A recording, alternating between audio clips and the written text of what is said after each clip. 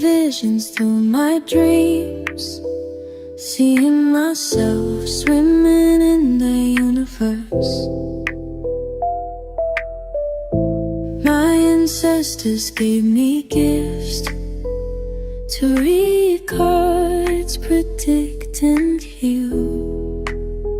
My name is Daphne, but spirit calls me Babylon. Angels communicate through numbers. Intuition is so deep. The gift I fully embrace within.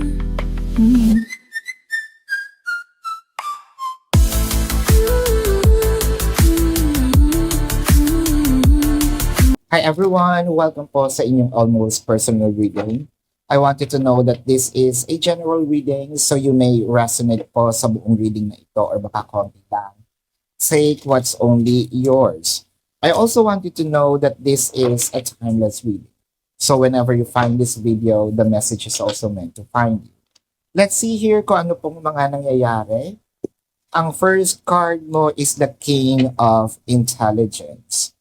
So, parang sinasabi natin dito, I need some structure.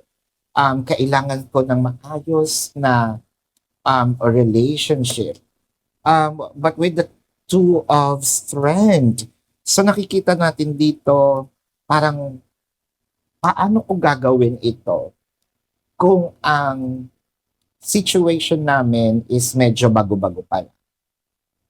So, baka kasi natatakot kang matag as controlling, baka natatakot ka na matag as demanding. Siguro sabihin natin, either bago pa lang nito or kahit matagal na kayo magkakilala, baka papasok nyo lang sa ganitong klaseng dynamic, no? So, let's say, matagal kayong friends. So, may mutual understanding. Tapos, naging kayo, napag-usapan nyo tayo. So, kahit matagal na kayong friends, iba yung dynamic nyo nun. Ngayon kayo na, so bago pa lang, no? Yun yung sinasabi ko. It's not about the longevity or years na kayo magkasama. It's the dynamic per se.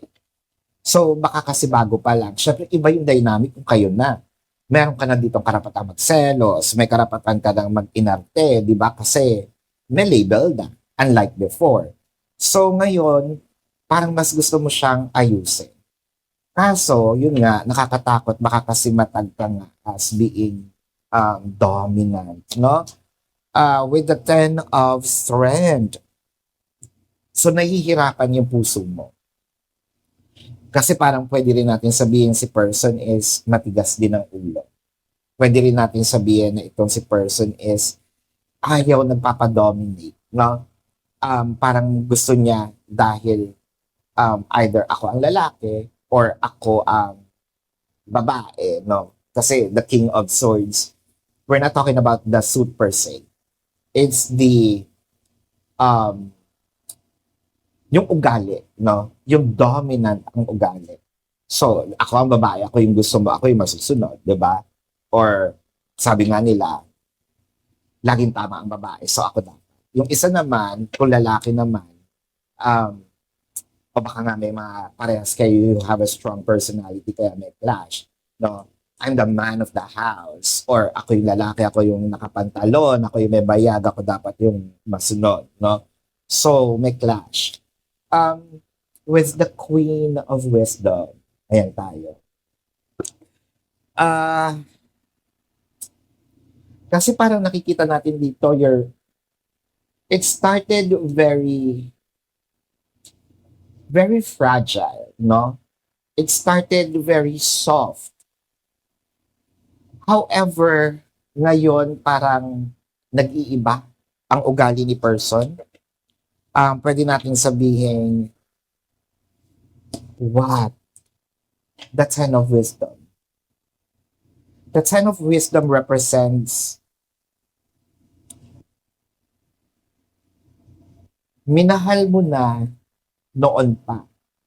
So bago pa kayo magkaroon ng, sabihin natin, pag-uusap talaga. or agreement talaga, kayo na. I mean, mahal mo na siya. In your heart, kayong dalawa na. Late na lang dumating yung sabi natin na feel niya, no? Kasi na feel ko na tayo na. So, na feel ko na kailangan natin gawing seryoso. Pero deep inside your heart, matagal nang tayo kung alam mo lang, no? So, ayan. Where's the magician? Nakikita natin dito, meron naman pag-surrender in time. Hindi lang ito basta-basta. I think a few adjustments are needed. A few time is also needed. With the 7 of wisdom. Siguro kailangan lang natin mag-trial and error dito, no? Kumbaga, buksan natin yung iba-ibang avenues on how to communicate with our person. Kasi napapansin natin, hindi siya, minsan yung ginagawa nating approach, hindi talaga uubra. Kaya siguro nagkakaroon ng clashes. Pero kung babaguhin natin yung approach, pero with the same intention, I feel like makukuha naman ni person. Paano ba yon? Let's say, it's not about the words kasi, di ba? It's how it comes across. Ganito yan. Gusto mo ng baso ng tubig, di ba? Hihingi ka ng baso ng tubig. I'm giving you 2 example. First example, kuha mo nga ako ng baso ng tubig. Nauhaw ako eh. Ang aim mo dito is mabigyan kanya ng baso ng tubig. That's your first approach. A second approach can be, nauuhaw ako, hindi ako makatayo. Pwede mo ba akong bigyan ng tubig, please? That's the second approach. Same aim. Mabigyan ka ng baso ng tubig. Ano ba yung pwedeng mag-work, no? Pwedeng yung aggressive.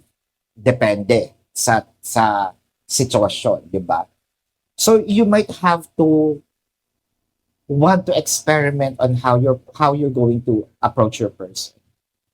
Sinakita mo yung dalawang approach. Same aim eh. Same yung aim na bigyan mo ako ng baso ng tubig. Pero magkaiba ng approach, magkaiba ng the way how you say it. Diba? The way how I present it, siguro ganun yung sinasabi dito. No? If you want your person to submit, embrace, be more loving, be more cooperative, I think that you need to change your approach for the better, no? Kayong dalawa din naman ang makikinabang dito if you truly value the connection. So this is your reading. Let's check the zodiac sign of the person. This can be their sun sign or a placement in their chart. Syempre, reading mo to, lalabas din ang inyong zodiac sign, if not a placement in your chart. I am seeing Scorpio, Leo, Pisces, Sagittarius, Aries,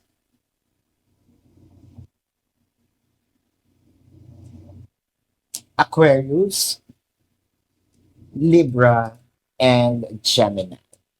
This is your reading. Maraming salamat. Love and light. Namaste.